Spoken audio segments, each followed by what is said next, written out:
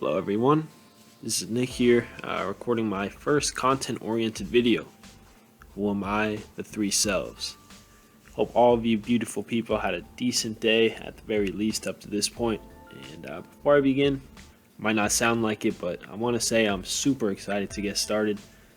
So let's just dive right in. Regarding human consciousness, I believe that in each of us there exist three groupings of selves that dictate everything from our actions to our understandings of the human experience. I coined them the inner self, the ideal self, and the simple self after some independent thought. However, I couldn't help but think these ideas were very similar to Freud's id, ego, and superego. And because of this, I'll loosely explain my understanding of Freud's theory, then go further into my own in an attempt to show how the two are in some ways unique. As a bit of a disclaimer, it may so happen that my current ideas further embody the teachings of Freud, as I am but naive to the greater part of his work. If so is the case, let me know in the comments section below. I'll likely go ahead and make a follow-up on this video, but for now I thought it would just be fun to explore what I currently think as someone with a relatively small dose of formal psychological education. That being said, I just watched a short video that summed up Freud's theory, and I thought they did a great job. I'll go ahead and plug that video in the comment section below. It's only about 5 minutes long and makes the concept very easy to digest. In other words, if you're interested in this video, I'm sure you'll like that one.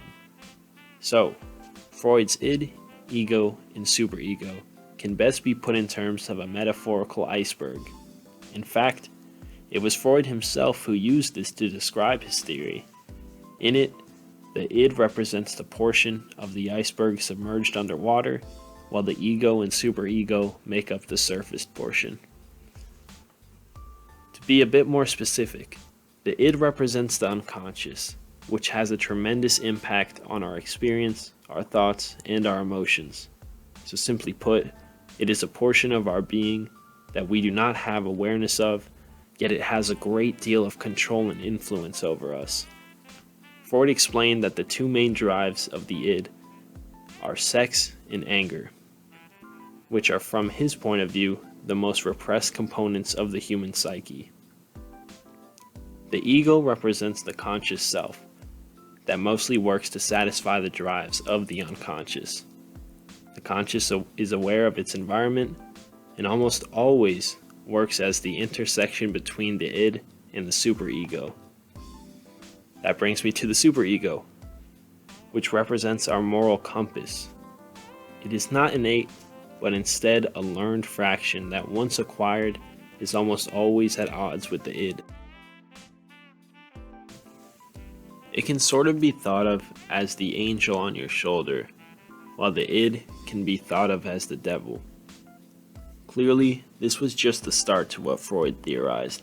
If you want some more details, definitely check out that video linked in the description.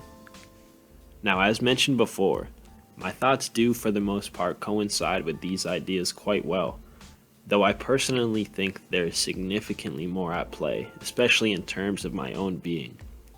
Two things I want to make clear here. I'm sure Freud went into much greater detail on his theory, though I simply don't know it in its entirety. Furthermore, I think the functions of the mind can be generalized to everyone in some respect, though I do believe only the user can master the machine, and I want to say that this is very subjective what I'm about to share with you, but of course I will attempt to explain it in a way that is relatable to everyone.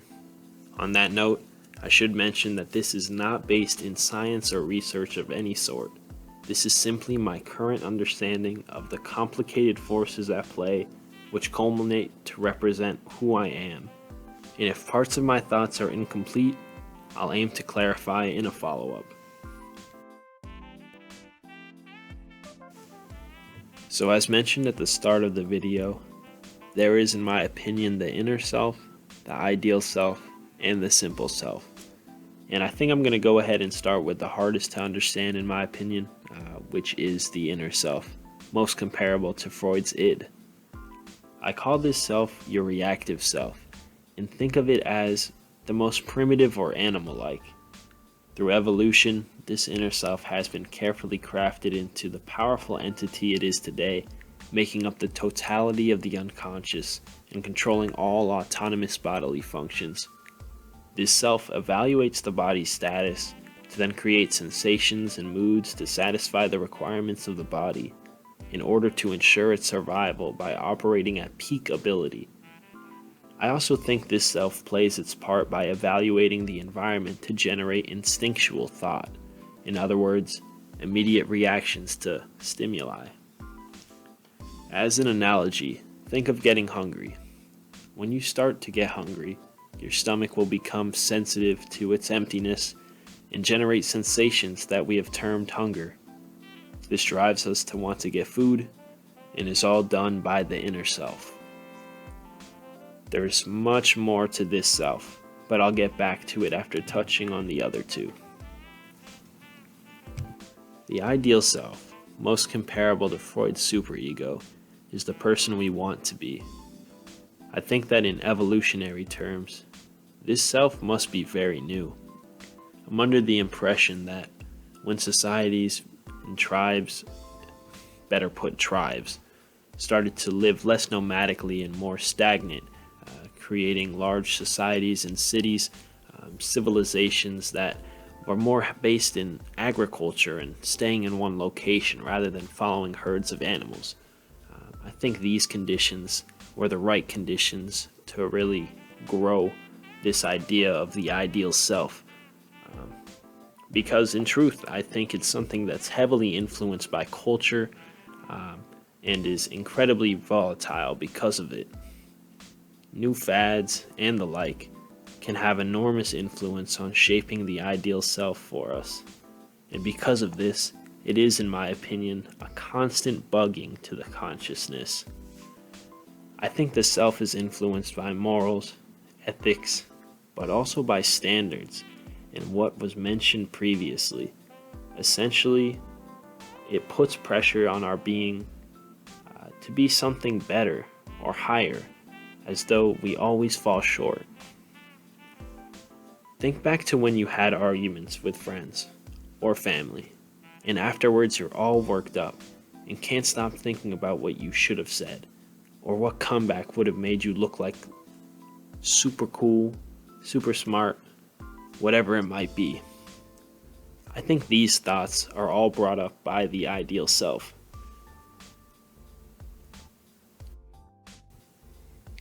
But with this blade comes a second edge, and I think the ideal self is also the self that tells you to spare some change when you are passing by someone in need, and congratulates you or makes you feel in the right when you do something, well, that's right. To sum up, this is the self that you expect yourself to be, and in moments where you fit the mold, the self is congratulatory and filled with pride, though in moments where you fail to fit, the self is pessimistic and filled with shame. Back to the hunger analogy, I think that the inner self comes into play when the food options are right in front of you.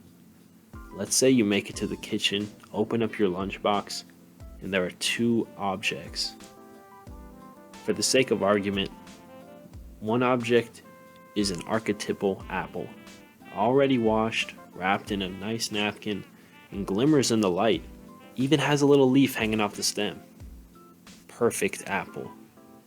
But next to it is an archetypal donut, soft, icing, sprinkles, just sitting there begging to be eaten. I think it is the inner self that sees the donut and wants it immediately, whether it be the smell, familiarity, one way or another. The inner self wants that instant pleasure and wants to eat the donut. But it is the ideal self that combats this and says you should have the apple. It is the apple that will make you feel better, not just physically, but will make you feel good about yourself. It will help you stay in shape or lose some weight even. Look better to everyone around you. It is obviously the choice you should make. And caught in between is the simple self.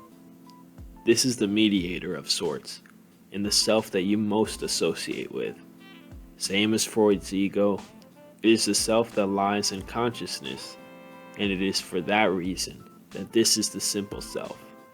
For what lies in the conscious mind can be understood if you are disciplined and care to do so. Simply put, the simple self is the self that you think exists at all moments in space and time. It is the self you know yourself to be, but I do not think this is the self that has the most grip on your action. No, in fact, I think that for most people, this is the weakest of the three selves. As far as I see it, this is the self that gets pushed around by the other two selves, and serves as the play pieces to this meta chess match between the inner and the ideal self. So this self, the simple self, gets to choose which to eat, the apple or the donut. Or does it?